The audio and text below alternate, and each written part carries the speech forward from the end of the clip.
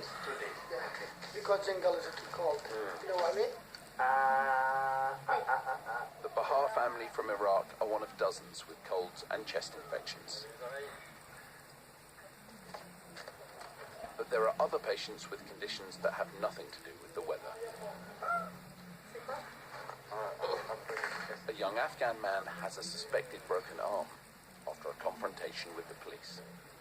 Okay, can you move your fingers? So he broke his arm because he fell from the fence? Yes, when he saw police, he tried to come back, and from the top, police moved the fence and he fell on this wrist. You don't know until he's had an x-ray. He can certainly move his fingers and his hand is warm, so it hasn't interrupted the blood supply or the nerves, but still, this can be a very big problem. He may need surgery. Yeah, if he has surgery, that will be very complicated because he's living in the jungle. Is this uncommon to see broken bones from the police? I don't know, 4 or 5 each week. Really? Yeah. Because of the severity of the injury, MSF is able to send him to the local hospital for treatment. What will you do when your bones heal? Will you try again to go to London? Yeah. Again? Yes. Tomorrow, after tomorrow, this. Okay. Ready this time after. Try. It's complicated, isn't it? He's trying to get to England. He's fallen off the fence, but the police were shaking the fence. It's kind of a self-inflicted injury, but he's in a really difficult situation. I mean, medically, I'd say you're crazy. Don't try and go anywhere with a broken arm. But for his life, there's not much of a life here. One of the volunteers helping out in the camp is an expert in public health from Cambridge University. What are the big problems here? Lack of hygiene, lack of sanitation, lack of access to clean water, essentially fundamental public health infrastructure. Stephen has spent the last month here assessing conditions. If this was in the UK, if this was a music festival in the UK, it would never be allowed to happen again. Like, there were standards about access to toilets. So at UK music festivals, it's, you know, one toilet for 25 people. Here, you're looking at one toilet for nearly 100. You know, there's a factory over here, and that produces chemicals that go into the air. Underneath our feet is an old industrial dump. There's asbestos, a few feet below. So this is not the worst place to put a camp? Yeah. It's a question of when something is going to kick off, not if. Do you mean an epidemic? Yeah.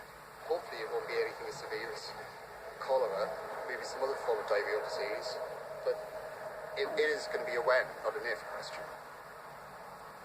What's amazing to me about this place is that it's not a managed camp.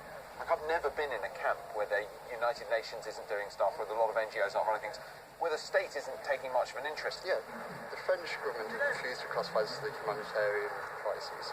Oxfam's not here, the Red Cross isn't here, the UN's not here.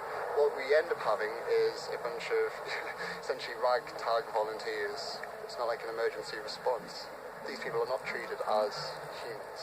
They're treated as a nuisance, as essentially vermin. Whatever reasons lie behind the lack of basic assistance for the people in the jungle, it has not deterred migrants from coming here in large numbers, and every day sees around 50 new arrivals. The result feels to me like a crisis within a humanitarian crisis.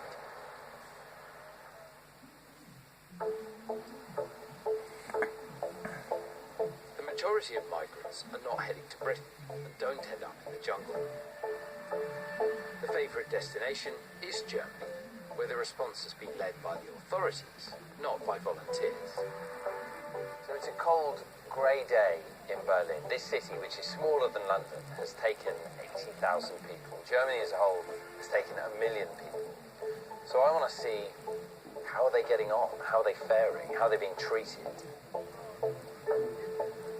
The Lagizo Registration Centre is where migrants join long queues for the paperwork they need to begin the asylum process. Some have travelled more than 3,000 miles to get here. This queue is full of Syrians and Afghans, but Libyans and Kosovans and Albanians, and it's an amazingly ethnically diverse group. I just can't believe, surely all these people are not going to get asylum.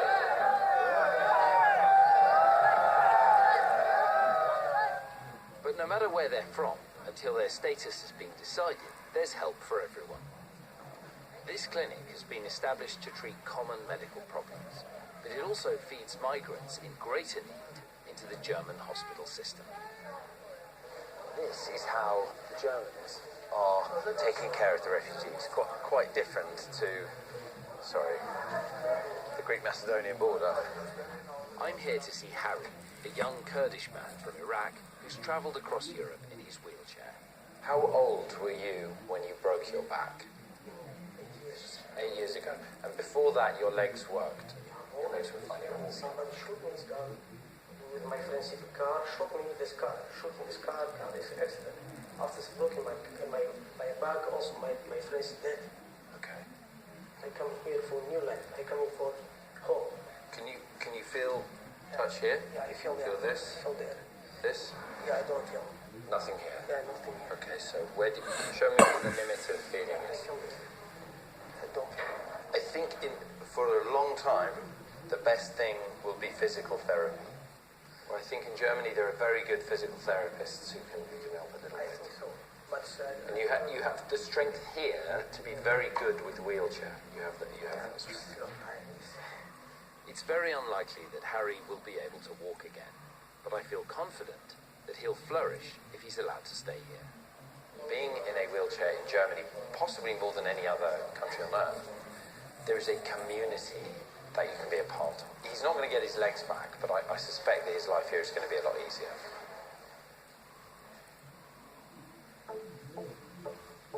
For Germany, it's been a huge undertaking to cope with such a large influx of people in need. Places like this former airport, Tempelhof, have been converted into emergency shelters for thousands of recent arrivals.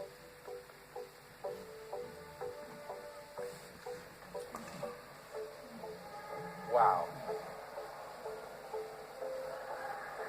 This is a breathtaking bit of engineering and construction.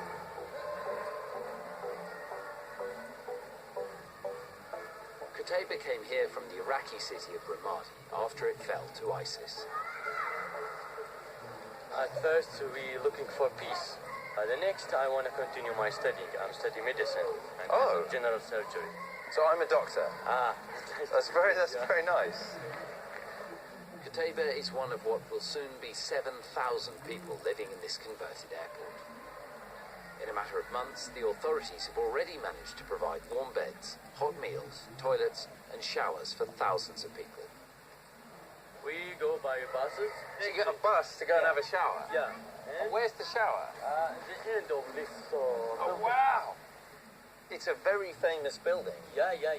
built by Hitler's chief architect. We are lucky. We visit this historical place for free. You're a very optimistic person, Yeah. I think. I can't return back to my... You can't go back to Ramadi. No, I can't. It's destroyed. It's destroyed. You have to succeed here. Yeah. No way. I have to success or success. No way. The way the German authorities have handled the humanitarian crisis is undoubtedly impressive. These are the best conditions I've witnessed so far along the route. Some have argued that their generous response encourages more people to make the perilous journey. But I think Germany is simply responding in the most humane way possible. Back in France, I'm leaving Calais jungle to explore another destination for large numbers of migrants. It's a camp that's less well known and where there are fewer volunteers helping out.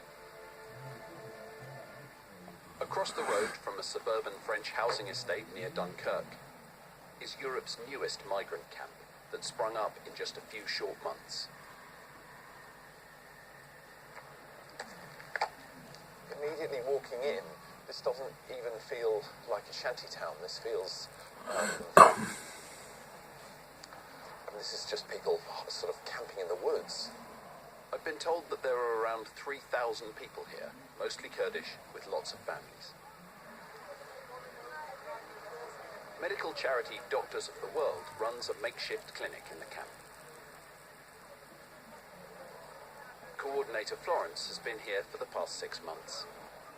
You see the doctor? Yeah. No. They're there. Yeah, bye-bye. There's between 200 and 300 children younger than 10 years old. Really? 300 children living in these conditions. You can't imagine 300 children living in a place like this. This is not, no one should live here. I don't know, people are gonna stay in the spot where they think they're gonna get a better chance to get to England. It's not that they don't care, but they will not think about living condition because they always have that hope that tomorrow they will be in England. It's only gonna be for one more night. I thought Calais was the worst camp I've ever seen, but this is spectacularly worse. This place is a measure of how desperate people are to get to England. You have to go through this hellhole to get somewhere that you want to be. I've heard that there's a young child in the camp called Ariat who's not well. I want to see how he's getting on and what kind of conditions the family are living in. Larus is from the Kurdish part of Iraq. She has 6 children with her. How long have you been living in this shelter?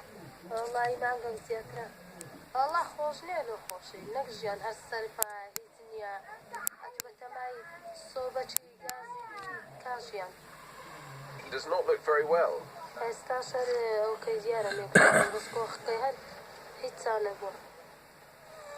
So he has a rash in his mouth. How long has he had the rash for? Is he eating okay? This is not good. My worry is it's not chickenpox, it's measles. Did he have his vaccinations when you were in Iraq?